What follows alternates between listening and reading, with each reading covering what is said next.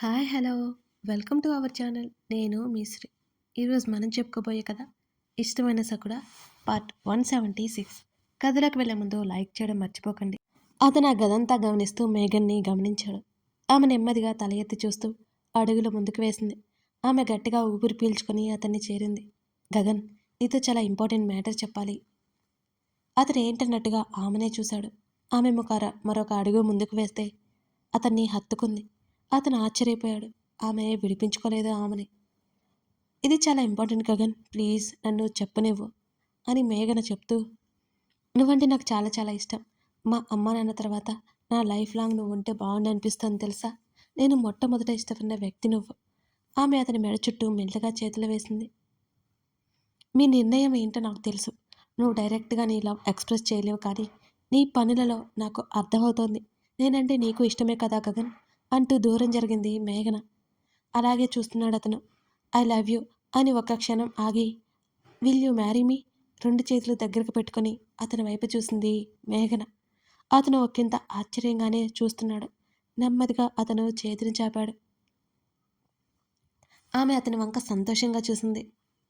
చెప్పు Gagan, will you marry me అతని దగ్గరగా వెళ్ళి అడిగింది మేఘన. అతను ఎస్ అన్నట్టు తలాడించాడు. ఆమె సంతోషం పట్టలేక అతన్ని గాఢంగా హత్తుకుని చెంప మీద ముద్దు పెట్టుకుంది. Thank you, thank you so much ఆమె చాలా సంతోషంగా చెప్తోంది. అతను ఆమెనే చూస్తున్నాడు. ఆమెకి కాస్త సిగ్గుగా అనిపించింది. గబుక్కున అతని నుంచి వదిలించుకుని, మన కోసం డిన్నర్ కూడా రెడీగా ఉంది, కిందకి రా అని వెళ్ళిపోతున్న ఆమె చేతిని పట్టుకుని అతను దగ్గరికి లాక్కున్నాడు. అతని మీద వాలిపోయి అతని వైపు ఆశ్చర్యంగా చూసింది మేఘన. ఆమె అలాగే కళ్ళు పెద్దవి చేసి చూస్తుంటే అతను నవ్వాడు. అంతేనా, ఇంకేం లేదా అతను అడిగాడు. అతను ఈ విధంగా రెస్పాండ్ అవుతాడని మేఘన ఊహించలేదు. చాలా సంతోషంగా ఫీల్ అయింది. తను ఒంటరి కాదు అనే భావన ఉంది. మరి అని అడిగింది మేఘన. అతను ఆమెను దగ్గరికి లాక్కొని ముద్దు పెట్టుకోవడం, అతని షర్ట్ ఆమె తీసివేయడం, ఇద్దరూ ఒకరినొకరు హత్తుకుపోవడం అన్నీ గుర్తుకొస్తుంటే ధరణి ఉలిక్కిపడి లేచింది. ఇది ప్రజెంట్ అన్నమాటండి. ధరణి బెదిరిపోయి లేవడం చూసిన అమృతకి ఏమీ అర్థం కాలేదు. అమృత ధరణి భుజాలు పట్టుకుంది. ధరణి ఎటో చూస్తూ చాలా కంగారు పడుతున్నట్టుగా ఉంది. ఏమైంది, ఎందుకింత బెదిరిపోతున్నావు ధరణి? అమృత ఆమె భుజాలు పట్టుకుని తన వైపు తిప్పుకోవడానికి పిలుస్తూనే ఉంది. ధరణి ఏం మాట్లాడట్లేదు. ఆమెకు పదే పదే తన కళ్ళ ముందు ఆ అస్పష్టమైన దృశ్యాలు కనబడుతుంటే, ఇప్పటివరకు తన ప్రేమ మోసమని తనకు అనిపిస్తుంటే పిచ్చి పట్టినట్టుగా అనిపిస్తుంది ధరణికి. ధరణి బలవంతంగా ఏడుపు ఆపుకోవడం, ఊపిరి బలంగా పీల్చుకోవడం చూసి అమృతకి కంగారు వేసింది. వెంటనే ధరణికి మంచినీళ్ళు అందించగా ధరణి కాస్త తాగింది. ఏమైంది ధరణి, చెప్పు ప్లీజ్. అమృత బ్రతిమాలుతున్న ధరణి నోరు విప్పలేదు. అప్పటికే అమృతకి అనవసరంగా ఏదో చెప్పినట్టు ఆమె ఫీల్ అవుతోంది. అతను ఏం చేసినా ఎవరి దృష్టిలో అతను తప్పుగా ఉండకూడదు ఆమె బలంగా అనుకుంటోంది. విపరీతమైన తలనొప్పి పుడుతోంది ధరణికి. అదే సమయంలో గదిలోకి వచ్చిన రేవతి కూతుర్ని చూసి నిశ్చేష్టురాలైపోయింది. గగన్ చెప్పిన మాటలు గుర్తుకొచ్చి ధరణికి టాబ్లెట్ అందించింది రేవతి. ధరణి కాసేపట్లో నిద్రలోకి జారుకుంది. అమృత ఏదైనా చెప్పిందా? కూతురి తల నిమురుతూ అడిగింది రేవతి అమృతని. లేదన్నట్టు అడ్డంగా తల ఊపింది అమృత. రేవతి కళ్ళలో నీళ్లు తేలియాడాయి, కానీ అవి బయటికి రాకుండా కష్టంగా ఆపుకుంది. అమృతకి ఫోన్ కాల్ వస్తుంటే లిఫ్ట్ చేసింది. కమల్ నుంచి ఫోన్ కాల్ అవడంతో ఆమె లేచి బయటకు వచ్చింది. మరి కాసేపటికి అమృత గదిలోకి వచ్చి వెళ్ళిపోతున్నట్టు రేవతికి చెప్పింది. రేవతి తల ఊపింది. అమృత అక్కడి నుంచి బయటకు వచ్చింది. గగన్ కనిపించాడు ఎదురుగా ఆమెకి. అమృత అక్కడే ఆగిపోయింది. ఏదైనా మాట్లాడిందా అమృత? గగన్ అడిగాడు. గగన్ మోసం చేయడం అన్నట్టు, అతనికి తొలి ప్రేమ ఉన్నట్టు ధరణి చెప్పడం గగన్తో చెప్పింది అమృత. ఆ తర్వాత చాలా అబ్నార్మల్గా బిహేవ్ చేసింది. బాగా కంగారు పడిపోయింది, ఏడ్చింది అని అమృత చెప్తుంటే అతను అసహనంగా కళ్ళు మూసుకుని తెరిచాడు. అమృత అతనితో చెప్పి వెళ్ళిపోయింది అక్కడి నుంచి. గగన్ గదిలోకి రావడం చూసిన రేవతి కళ్ళు తుడుచుకుంది. అసలు ప్రాబ్లం ఏంటి గగన్? అసలు ఎందుకు ఇలా అయిపోతుంది? రేవతిలో ఆవేదన స్పష్టంగా తెలుస్తోంది అతనికి. అందరూ అతనితో చెప్పుకుంటున్నారు. అడుగుతున్నారు. అతను మాత్రం ఆమె పరిస్థితికి లోలోపల వెదజెందుతున్నాడు. నాకు కొంచెం టైం ఇవ్వత్తా, తెలుసుకుంటాను అని మాత్రం అనగలిగాడు. రేవతి అతని భుజం తట్టి అక్కడి నుంచి వెళ్ళిపోయింది. అతను డోర్ లాక్ చేసి ధరణి పక్కన కూర్చున్నాడు. తల ఒకవైపుకు తిప్పి వెల్లెలకలా పడుకొని ఉంది. ఆమె ఏడ్చినట్టే ఇంకా ఆమె చెంపల మీద ఎండిపోయిన కన్నీటి చారులు కనబడుతున్నాయి. ఆమె చేతిని పట్టుకుని చెంప కానించుకుని అలా కళ్ళు మూసుకున్నాడు. తను మాట్లాడాలని చూస్తున్నా ఆమె దూరంగా పారిపోతుంటే అతనికి మెదడంతా మొద్దుబారిపోతున్నట్టు అనిపిస్తోంది. తన ధరణి ఇలా ఉండదు. అతను ఆమె చేతిని ముఖానికి తెచ్చుకున్నాడు. కాసేపలా ఉండి ఆమె మణికట్టు దగ్గర, గిరిగిపోయిన గాయాల దగ్గర నెమ్మదిగా తడిమాడు. అతని మనసు చాలా కలతగా ఉంది. తనకేదైనా విసుగొచ్చినా, కోపం వచ్చినా, సమస్య వచ్చినా కలత చెందిన ఆమె సమక్షంలో నిశ్చింతగా ఉంటుంది. అన్నీ మర్చిపోతాడు.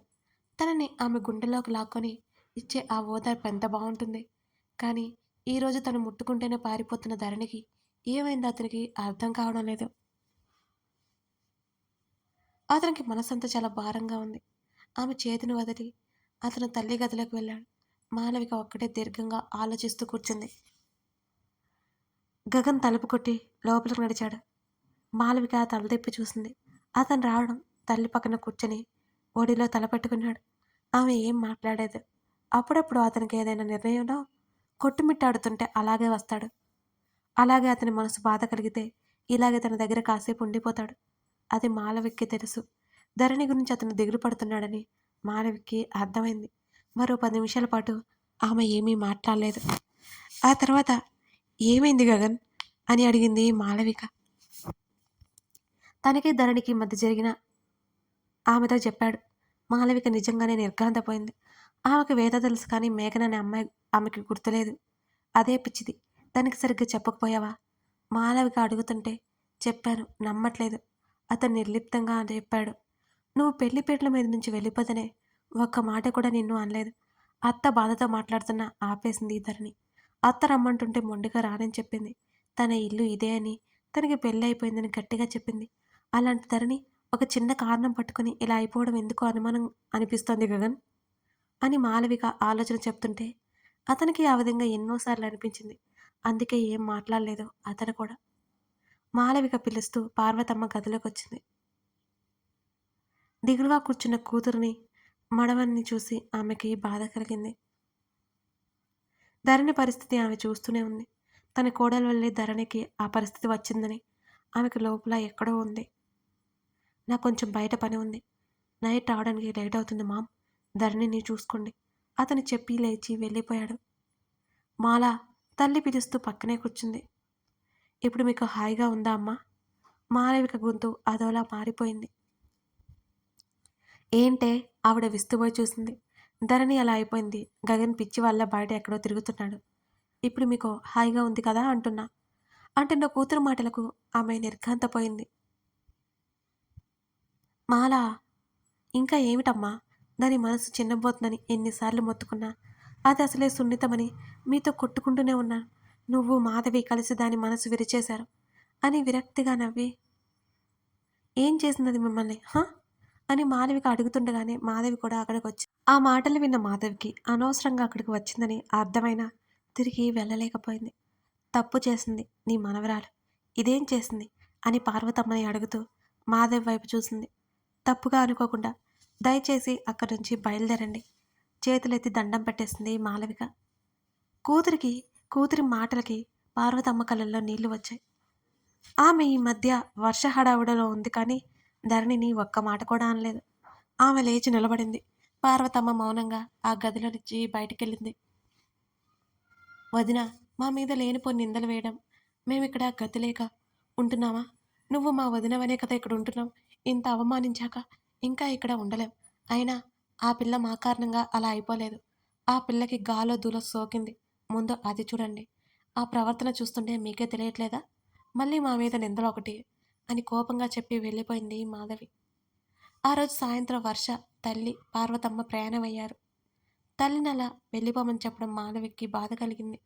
కానీ వాళ్ళని చూస్తూ ఉంటే ధరణి మనసు ఇంకా విరిగిపోతుందని ఆవిడ భయం. ఆవిడ చేతుల్లో ముఖం దాచుకుని అలా ఉండిపోయింది. ఎంత సంతోషంగా సరదాగా ఉండే తన కుటుంబం ఇలా అయిపోవడం ఏంటి? ఆమెకు అర్థం కావడం లేదు అసలు. గగన్ మరో 2 రోజులకి ఇంటికి రాలేదు. అతని గురించి ధరణి అడగలేదు. మరో 2 రోజులు గగన్ ఇంటికి రాలేదు. అతని గురించి ధరణి అడగలేదు. అతను ఉదయ్‌ని వెతికించే పనిలో ఉన్నాడు. శివకుమార్ కూడా మిస్ అవ్వడం అతనికి ఇంకా అనుమానంగానే ఉంది. గగన్ గురించి ధరణి ఏమైనా అడుగుతుందేమోనని రేవతి ఎదురుచూసింది. ధరణి మౌనంగా ఉండడం చూసి రేవతికి మరి కాస్త భయం వేసింది. కనీసం అతన్ని వదిలి తనతో రాదు. ఒకవేళ తన కూతురు వచ్చినా ఆ రోజు గగన్ వచ్చి తీసుకెళ్ళిపోతాడు. ఒకరిని విడిచి ఒకరు ఉండలేరు. ఇప్పుడు అసలు ఇద్దరు ఒకరి ఊసి మరొకరికి పడినట్టుంటున్నారు. ఆ రోజు రాత్రి హర్ష గగన్ ఇద్దరు బయటకొచ్చారు. ఏమన్నా తెలిసిందారా? హర్ష అడుగుతుంటే లేదన్నట్టు తల ఊపాడు. స్నేహితుడి శరీరాకృతిలో మార్పు స్పష్టంగా కనిపిస్తోంది హర్షకు. స్నేహితుడి లోపల వెద హర్ష గుర్తుపట్టాడు. గగన్ భుజం మీద చేయి వేశాడు. తనలా ఎందుకు నమ్ముతుందో నాకు తెలియట్లేదురా. మేఘనతో ఒకసారి మాట్లాడించురా హర్ష చెప్తుంటే. లేదు, ఎవరో ఏదో చెప్తే నమ్మే టైప్ కాదు. మేఘన్ని చూస్తే ఇంకా డిస్టర్బ్ అవుతుంది అన్నాడు గగన్.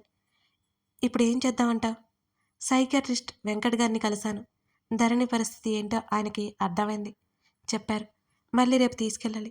తన మెదడులో పేరుకుపోయిన అనుమానాన్ని మెల్లిగా తొలగించాలి. ముందు ప్రశాంతంగా ఉండేలా చేయాలి అని అన్నాడు గగన్. ఇద్దరి మధ్య కాసేపు మౌనం. వేద ఎలా ఉంది అని అడిగాడు. బాగానే ఉంది. ప్రస్తుతానికి తనకేం గుర్తు లేకపోయినా తను నాతో ఉండడానికి ఇష్టపడుతుంది అని అన్నాడు హర్ష. నాకు ఏదో అనుమానంగా ఉంది అని గగన్ అన్నాడు అయోమయంగా చూస్తూ. దేని గురించి అంటున్నావురా అని అడిగాడు హర్ష. లేదా ఫస్ట్లో వేద ఎందుకలా మాట్లాడిందో కనుక్కున్నావా? గగన్ అడిగాడు. చెప్పింది కదా నేనెవరో తెలియదని. నేను కూడా ఎవరో తెలియదు మరి. ఎందుకు మన ఇద్దరితో ఒకేలా బిహేవ్ చేయలేదు? సరే, నువ్వు తన హస్బెండ్ అని చెప్పారనుకో. అయినా సరే వేద ప్రవర్తనలో చాలా మార్పు గమనించాను. అప్పుడు ఆ విషయాలు అడగడం కరెక్ట్ కాదని ఆగాను. నువ్వు అడిగావా? అతను గంభీరంగా అడిగాడు గగన్. లేదు, నేనేమైనా అడిగితే తను ప్రెజర్ ఫీల్ అవుతుందని ఏం అడగలేదు. ఈ మధ్య మొన్నటి వరకు నేను తనతో ఉండలేదు. ఇంకేం అడగలేదు అని అన్నాడు హర్ష. ఖచ్చితంగా తనతో మాట్లాడు. తను గుర్తులేకలా బిహేవ్ చేసుండొచ్చు. ఎందుకింత ఆలోచిస్తున్నావు దీని గురించి? హర్ష ఆలోచిస్తున్నట్టుగా చూశాడు. లేదు, తన అబ్నార్మల్ బిహేవియర్ నేను గమనించాను. నీవు అక్కడితో తను అలా ఎందుకుంటుంది? నీ దగ్గర తన బిహేవియర్ హైపర్ అవ్వడం నేను చూశాను. తను ఇప్పుడు కాస్త మామూలైందన్నా కదా. అడిగి చూడు. అడిగే విధానం కూడా చాలా కూల్గా ఉండాలి. గుర్తుపెట్టుకో అని అన్నాడు గగన్. నేను అడిగితే చెప్తుందో లేదో గగన్. నువ్వు ఒకసారి రా రేపు అని అన్నాడు హర్ష. అతను సరే అన్నట్టు చూశాడు. ఇక నేను బయలుదేరుతాను, జాగ్రత్తగా వెళ్ళు గగన్ వచ్చి తన కారులో కూర్చుంటూ చెప్పాడు. హర్ష కూడా తల ఊపి ఇంటికి వెళ్ళిపోయాడు. ధరణి గగన్ సరిగ్గా చూసి 2 రోజులై 3వ రోజది. ఆమె తన గదిలోనే ఉండడం చూసి అతనిలో ఏదో ఊరట. అప్పటి వరకు రేవతి ఉండి వెళ్ళిపోయింది. ఆమె టాబ్లెట్స్ వల్ల ఈ మధ్య రాత్రుల్లో నిద్రపోతుంది. అప్పుడే ఆమె కాస్త ప్రశాంతంగా ఉండగలదు. సరిగ్గా ఆలోచించగలదు. 12 గంటలైనా అతనికి నిద్ర పట్టలేదు. ఒకవైపు కళ్ళు మండుతున్నాయి. విపరీతమైన ఆలోచనలతో అతనికి నిద్ర దరిచేరనే లేదు. అసలు ఈ సమస్యకి మూలం ఎక్కడా? అతను ఆలోచిస్తూ అటు ఇటు గదిలో తిరుగుతున్నాడు. అమ్మా అమ్మా ధరణి నిద్రలో చిన్నగా మూలుగుతోంది. పిలుస్తోంది. అతడు వెంటనే ఆమె దగ్గరికి వెళ్ళాడు. కథ కొనసాగుతుంది. లైక్ చేయడం, కామెంట్ చేయడం మర్చిపోకండి ఫ్రెండ్స్. ఇప్పుడే మన ఛానల్ని చూస్తున్నట్లయితే సబ్స్క్రైబ్ చేసుకోండి. ఇంకో విషయం అండి, స్కిప్ చేయకుండా చూడండి. రాక్షసుడు అనే స్టోరీ మన ఛానల్లో రన్ అవుతుంది. ఆల్రెడీ కొందరికి తెలిసే ఉంటుంది. తెలియని వాళ్ళ కోసం చెప్తున్నాను. ఒకసారి ఆ స్టోరీ చూడండి. చాలా బాగుంటుంది. ఫన్తో, సస్పెన్స్తో, అలాగే కొంచెం రొమాన్స్తో అందంగా ఉంటుంది. ఒకసారి చూడండి, మీకు తప్పకుండా నచ్చుతుంది. చూస్తారు కదా? చూస్తారని నేను అనుకుంటున్నాను. Thank you for watching this video.